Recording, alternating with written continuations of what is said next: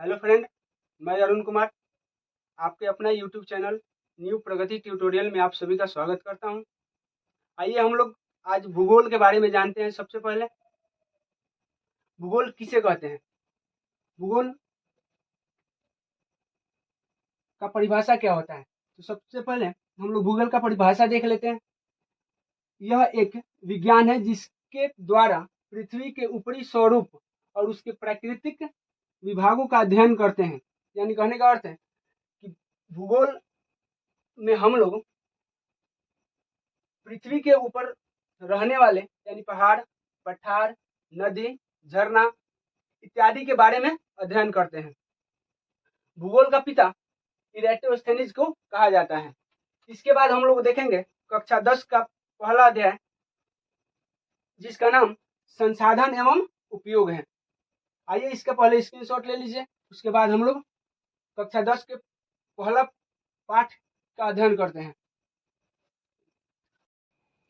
आइए हम लोग अब कक्षा 10 के भूगोल के पाठ 1 का क देखते हैं, जिसमें पहला चैप्टर है संसाधन एवं उपयोग। सबसे पहले हम लोग संसाधन के बारे में जानते हैं कि संसाधन किसे कहते हैं। संसाधन हमारे पर्यावरण में उपलब्ध प्रत्येक वस्तु जो हमारे आवश्यकताओं का पूर्ति करता है संसाधन कहलाता है।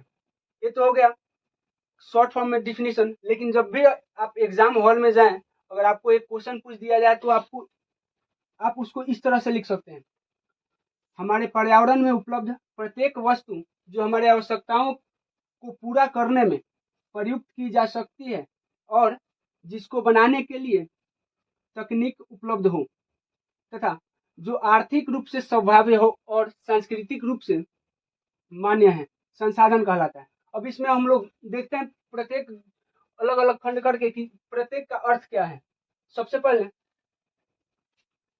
देखते हैं तकनीक। जैसे हो गया, जैसे मान लीजिए पेट्रोल है। अब पेट्रोल को तो हम लोग डायरेक्ट निकालते नहीं है, उसको बनाने में अलग अलग तरह का तकनीक लगता है, साइंस टेक्नोलॉजी बहुत सारा चीज लगता है जिससे पेट्रोल का निर्माण होता है। सेम उसी तरह से गाड़ी, ये भी एक संसाधन है। आदमी आदमी भी एक संसाधन है। अब आगे देखते हैं संसाधनों का वर्गीकरण। संसाधनों का वर्गीकरण हम लोग निम्नलिखित आधार से करते हैं। पहला है उत्पत्ति के आधार पे। उत्पत्ति के आधार पे हम लोग जैव और अजैव संसाधन। दूसरा होता है उपयोगिता के आधार पर। उपयोगिता के आधार पर हम लोग देखते हैं नवीनकरणीय संसाधन एवं अनवीनकरणीय संसाधन। तीसरा होता है स्वामित्व के आधार पे, जिसमें होता है व्यक्तिगत, सामुदायिक, राष्ट्रीय एवं अंतरराष्ट्रीय। आइए आप लोग इसका एक बार स्क्रीनशॉट ले लीजिए। चलिए हम लोग अब इसके आगे देखते हैं। उत्पत्ति के आधार पे संसाधन दो प्रकार का होता है, एक होता है जैव संसाधन, दूसरा होता है अजैव संसाधन। अब हम लोग दोनों के बारे में जान लेते हैं, जैव संसाधन किसे कहते हैं और अजैव संसाधन किसे कहते हैं। सबसे पहले हम लोग देखते हैं जैव संसाधन क्या है।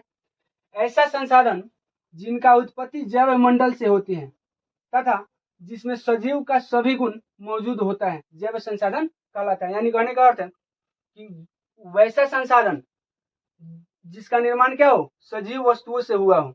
जैसे क्या हो गया, जैसे मनुष्य हुआ, वनस्पति यानी पेड़ पौधा, मत्स्य यानी मछली, पशुधन यानी जो भी जीव जंतु है वो सब किसमें आते हैं, जैव संसाधन में आते हैं। दूसरा है अजैव संसाधन। अजैव संसाधन क्या है, तो ऐसा संसाधन जिनका उत्पत्ति निर्जीव वस्तुओं से होता हो, अजैव संसाधन कहलाता है। यानी कहने का मतलब कि कोई भी वस्तु जो निर्जीव वस्तुओं से बना हो, अजैव संसाधन कहलाता है। जैसे क्या हो गया, चट्टान, धातु, खनिज इत्यादि। आइए आप लोग इसका स्क्रीनशॉट ले लीजिए।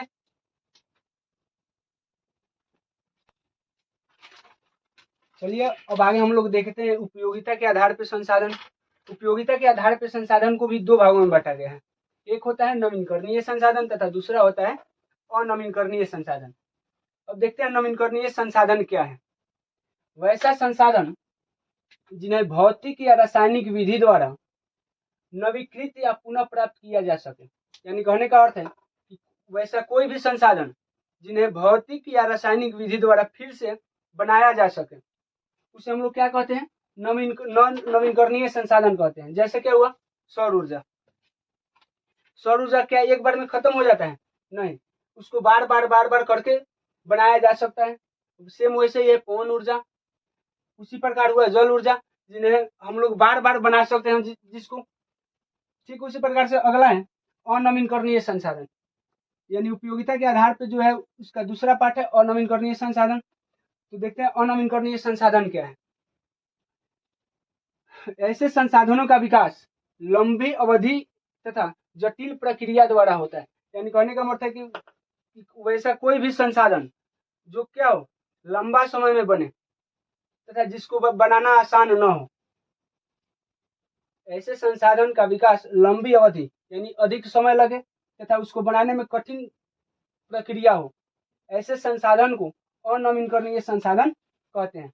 जैसे हो गए जीवाश्म ईंधन, इसमें हम लोग देख सकते हैं जैसे कोयला को बनाने में लगभग लाखों वर्ष लग जाते हैं।